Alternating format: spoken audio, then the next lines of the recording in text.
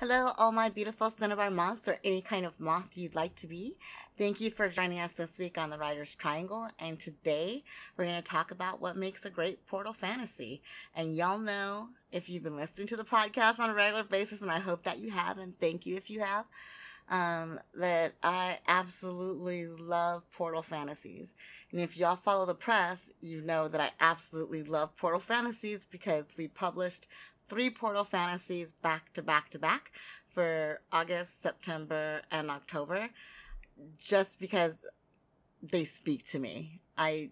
My very, very favorite book was book 1, The Lion, the Witch, and the Wardrobe. The other books get a little bit for me, the in the series, but I'll talk about that a different day. And that was one of the first portal fantasies that I read, and I absolutely loved the idea of having everything in life be horrific and being able to just walk through a wardrobe into chaos and magic, and everything is just different and new, and you get to become something other than you would have been if you never walked through the portal, or if you had never crossed over, however the mechanism works, if you didn't cross over into another world. So that's sort of part 1 that makes a good portal fantasy, is having a really great reason for why the portal exists, and having a really great reason for why the person crosses over into the portal. So, for example, in Dromfangil, it's a hereditary thing that the main character Marcus inherits from his dad. And this is not a spoiler because it happens in I think in the first chapter. I'm pretty sure it's in the first chapter. And the main character gets there through hereditary and gets there through sleeping, and it's accidental, and it's horrible at first. That trope of when they enter into the new world, it being horrible and strange and awful, I think, or at least scary in some kind of way, I think that absolutely has to be there. So having a good reason for why they get there is part of it, and Relatively Normal Secrets is also a portal fantasy, and they get there through accident. And Pixies in the Mist, they get there through meeting someone who opens this portal for them. So in 2 of them, they meet someone who opens the portal, and in the first one, it's a hereditary thing. Another way is happenstance, but knowing why they're going into the portal world that way and how they get there. So it usually starts off with a pretty mundane life, right? Nothing really going on. And then all of a sudden, wham, they're in a portal. Or another trope is that it starts off with a really horrible life, and then they discover the portal because of the horrific things in their life. There's usually some drive in the character that creates the desire to go to the portal if it's not happenstance. So I want to talk about happenstance a little bit before I talk about something in their life propelling them towards it. Because for happenstance to be real and authentic, they have to be in the circumstances that creates the happenstance. And the way that they have to get there, the way that they get there, has to make sense. So for Marcus, it's kind of birthright and his age, and that's how he happens to get there. In other portal fantasies that I read, like using The Lion, the Witch, and the Wardrobe, they get there because they're nosy kids messing around, being ridiculous, and I think they're playing a game of hide and seek, and one of them ends up in the wardrobe, and that's how they find out that it's a portal. It has to make sense. Would your characters be doing the activity that leads them to the circumstances for them to encounter the portal? And then the way they interact with the portal, does that make sense? So if you have a character that, for example, never goes hiking, they're completely not athletic, could they end up going through a portal in the forest? Absolutely. Could they end up going to a portal in the forest because they went hiking? Absolutely. Does there need to be a reason for why they're doing this out of character behavior? Absolutely. Everything has to be justified in my mind. And that's the type of portal fantasies that I enjoy. And here's the thing, like I say every podcast, this is one person's opinion. This is my opinion on portal fantasies and happenstance.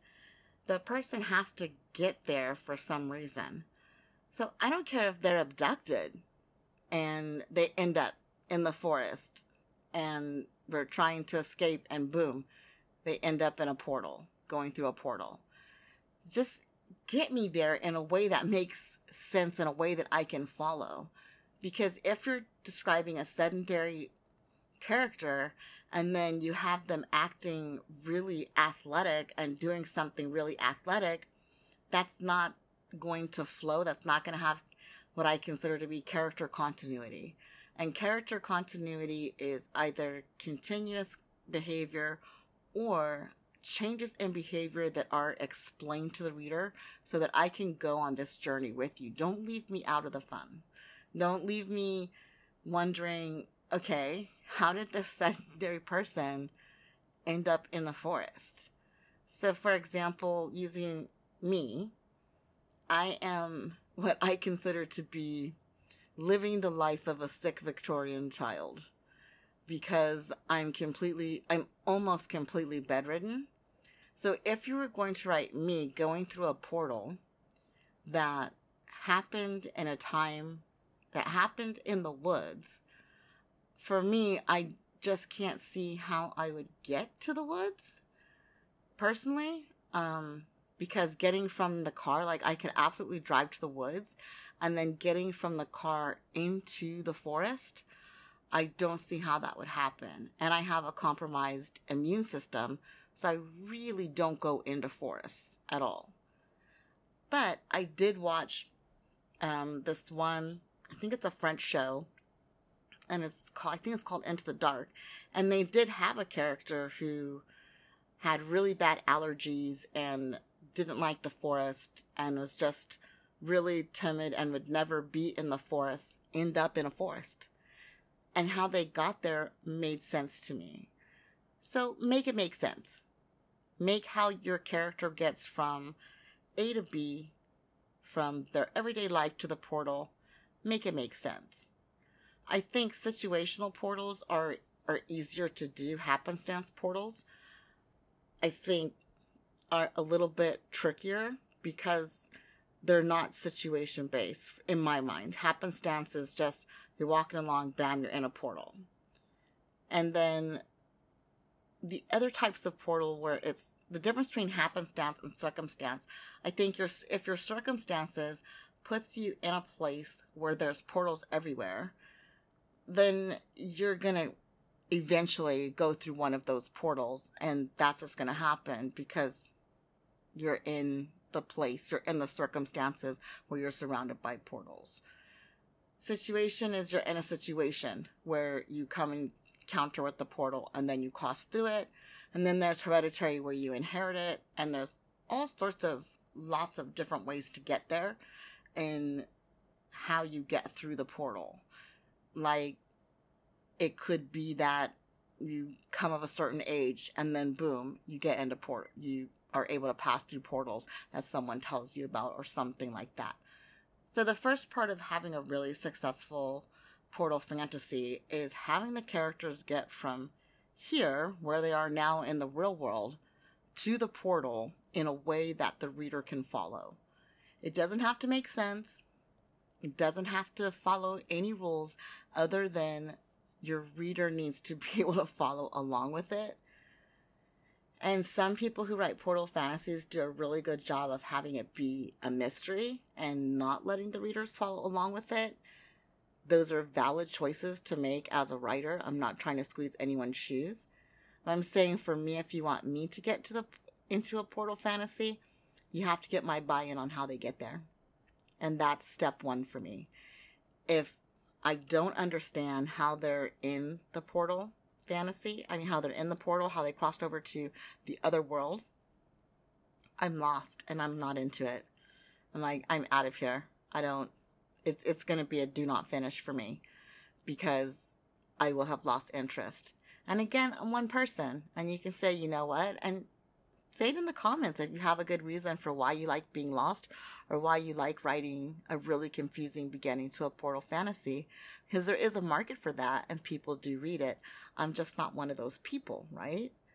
So I'm talking about what I think makes a great portal fantasy. I'm also talking about what everybody at Cinema Moth thinks and what the feedback we get from beta readers on portal fantasies. When you get those high 4 and 5 star ratings, what we find is that the person enjoyed the mechanism of crossing over into a new world, and they enjoyed the characters. I don't know why in portal fantasies there has to be at least one likable character, but that kind of seems to be what everybody wants. Personally, I don't need to like any of the characters to read a book. I can hate read a book. Like, I hate this character, I want to watch them be destroyed kind of reading. And then if they're not destroyed at the end, I can be like, ugh, gross. But still really enjoy the book and just be bummed out and hope that they get what's coming to them in book 2 kind of thing. So now that we've talked about the mechanism of how to get there, there has to be a mechanism of what creates the portal. And for me, you can have someone come into the space and create the portal. You can have the portal already exist. You can have the portal, the way of crossing over, be sleep, or whenever you turn right, or just some sort of way that they crossed over. One of my favorite books on London has them crossing over by going, I believe, into the sewer. And that was really fun and interesting and kind of gross to think about. Like, how would you end up there, you know? And for me, that was exciting and fun and interesting. The other part of it is once we get them to the portal, once we get them through the portal, and we've decided what the portal is going to look like and how the portal is going to work, what are the rules of the portal? And the rules of the portal are basically whatever you want them to be. And how they get to the portal is however you want them to get there. And what they find on the other side is whatever you want it to be. This is your imagination, your creativity. For me, if they're crossing over to get to another place that's just like the place we're in, that's just like Earth, nothing's different at all, absolutely nothing changes, I struggle a bit with that. If I'm honest, I feel like what was the point of having them go through a portal to just be back on Earth? If there's no like time travel, if there's no jumping through a portal to get to another country. So it can be Earth, but if they're going through a portal to end up back in their bedroom and they started in their bedroom, for me, I wonder, why did I just do all that work? And when I read, I consider me doing work for the author. I feel like I'm working for the author because I'm reading your book. And so I'm working for you. I'm doing a service for you, is how I view reading every author's book that I read. I feel like me reading a book is a service because you wrote the book for it to be read. Why not go ham? Why not just be wild with it, right? And do whatever you think should be done and have fun with it. For me, I like when the world is different and consistently different. So I've already mentioned consistency once, and I just feel like consistency and continuity are key. I really don't like books that lack continuity. I really don't like books that lack world building. So for me, the portal fantasy is the epitome of world building. I like when people create an absolute, entirely new world and everything is completely different. those are usually my favorites. I want like different floral, different fauna, different species, different customs, different food, just everything to be different. And I like that to come naturally. And I don't like to learn about the world through being told what the world is. I feel like I want to read it like Susan tripped over a large purple vine and grasped a turquoise branch above her to steady herself.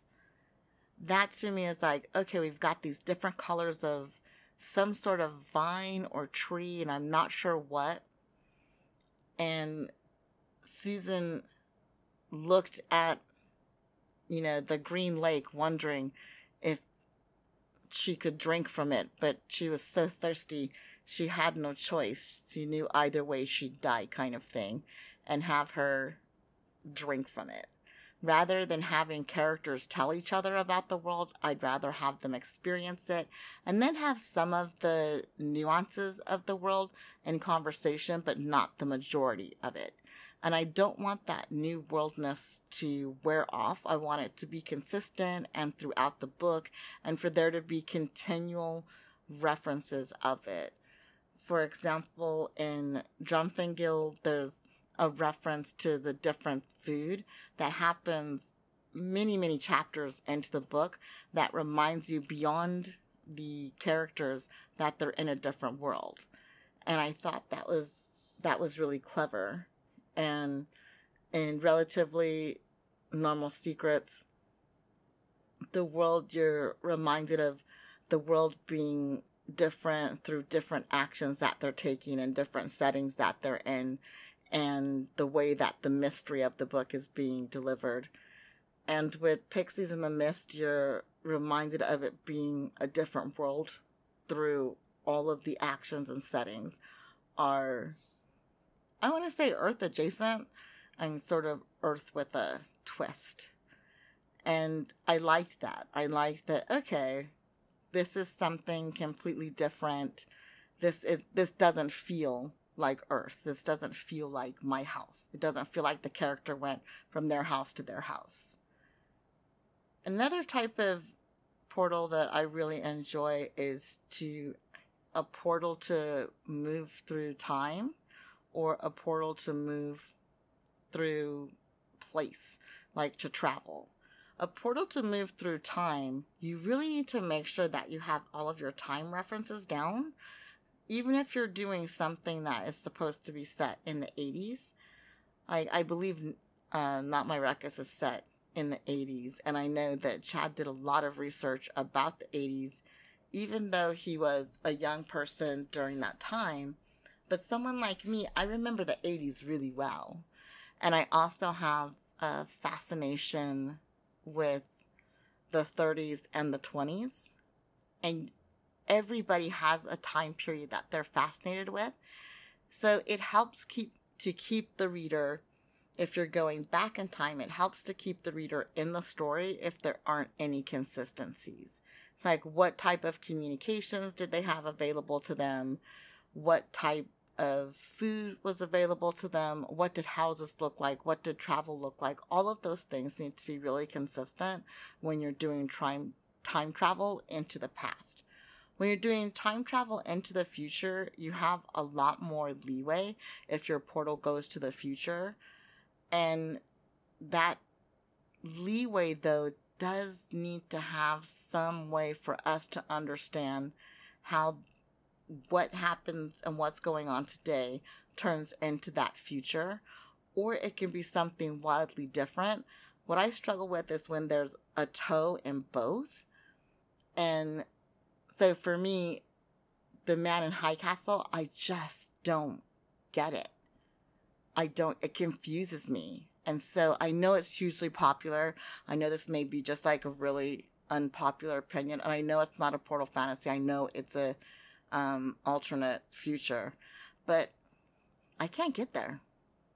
Like, I don't understand how it relates to an alternate ending for World War II. Why would the United States be different? That doesn't make any sense to me at all whatsoever. There was no fighting on U.S. soil.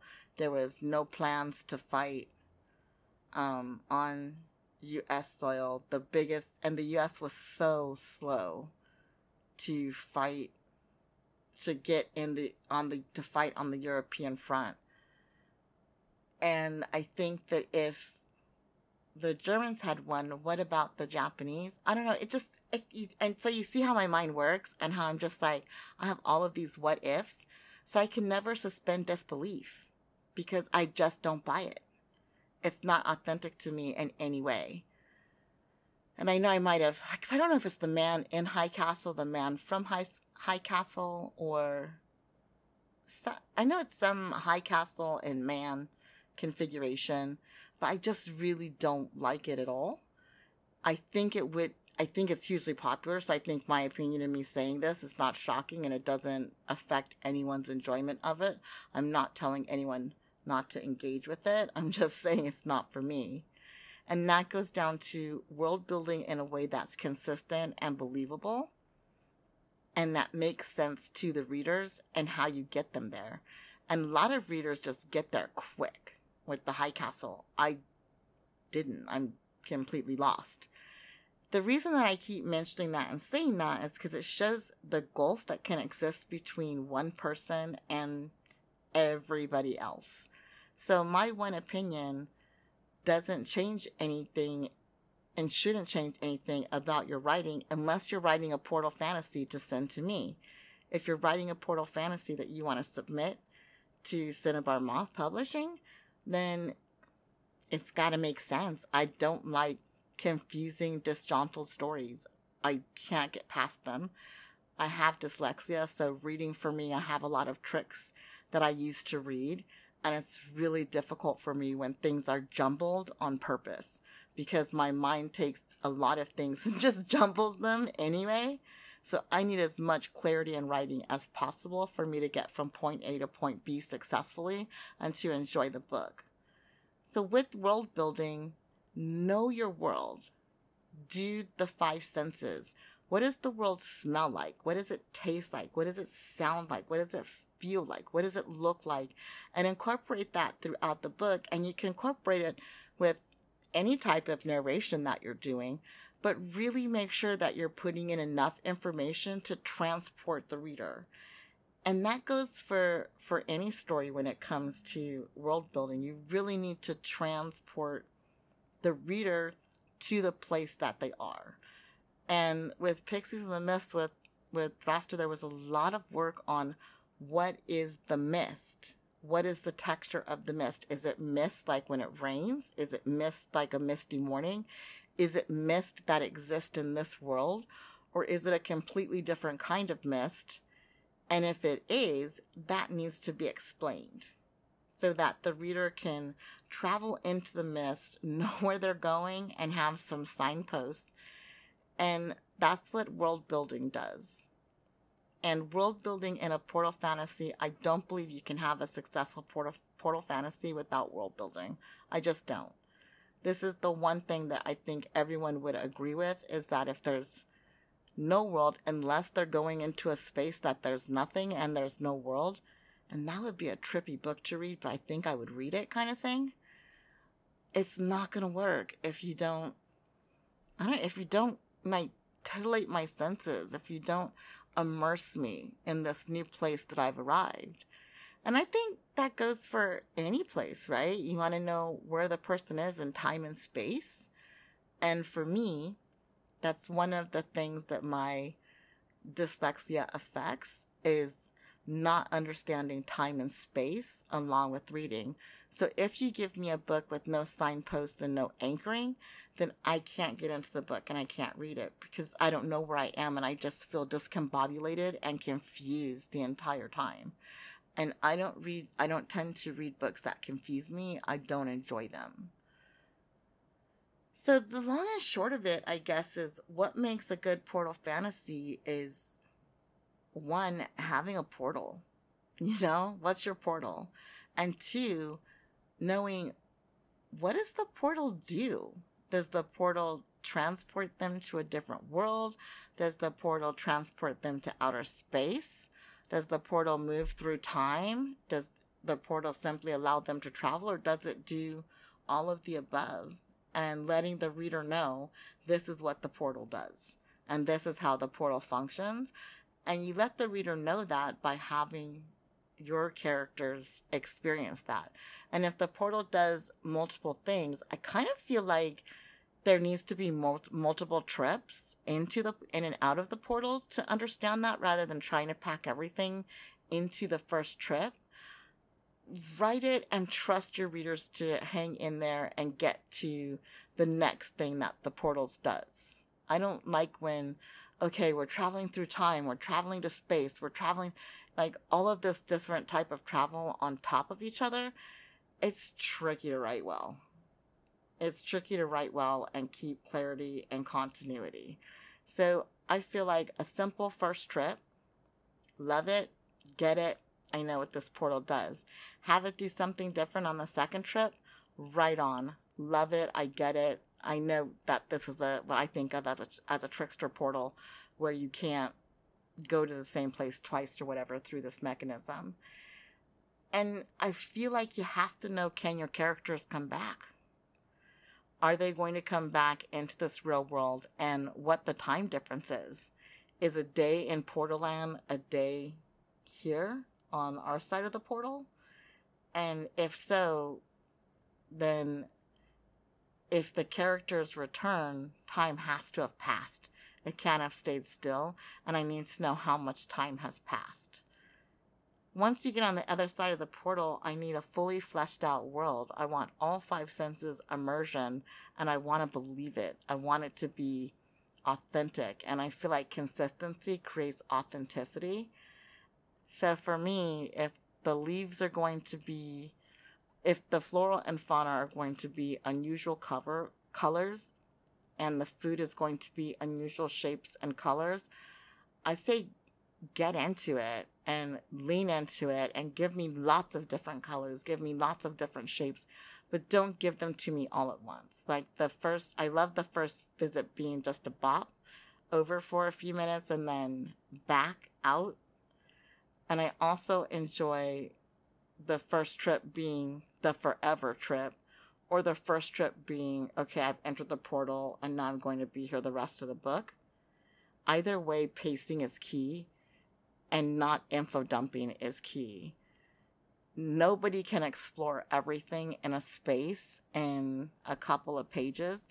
So try and pace it out so that we're experiencing new aspects of the world in every chapter, or at least, and then try to have the world, I usually rule of thumb is have the world fully fleshed out by the first third of the book, so that you don't lose your readers. And readers being me. I think some readers really like a slow, epic portal fantasy. I'm not one of those. I like my portal fantasies to be a one-day read, 2 max, and keep it moving and keep the action up, keep the discoveries up, keep the pacing on point so I can get in and out. I don't sit down to read a portal fantasy and expect to be reading it for weeks. So that's my thoughts on how to write a portal fantasy. If you have any questions, feel free to leave them in the comment section, or you can leave them over. You can hit us up on Twitter at Cinnabar Moth Pub. Yeah, Cinnabar Moth Pub. Or you can even leave a comment. I think you can leave comments on the website at cinnabar.com, but I'm not sure. So I think it's safe if you're on YouTube to leave a comment here, and I will definitely see it if you tweet it at us with any questions you may have about my thoughts about portal fantasy. And I absolutely love talking with authors and helping authors develop their voice. And you can ask me questions even if you don't ever intend to submit to us, because that's not the energy I'm bringing to publishing. I'm bringing a collaborative energy and one that supports authors and just loves authors. I think y'all are amazing. I think the world needs more stories, and I just appreciate all y'all for writing and keeping us entertained. So I hope this ramble was interesting. I hope it was insightful, and I hope that you got something out of it. And I want to thank all of our beautiful cinnabar moths, or any kind of moth you want to be. Or like I say every week, you can be a butterfly, but I'm not Mariah Carey, for listening to this week's episode of The Writer's Triangle. And I'll talk to you in 2 weeks. Bye. Bye. Bye.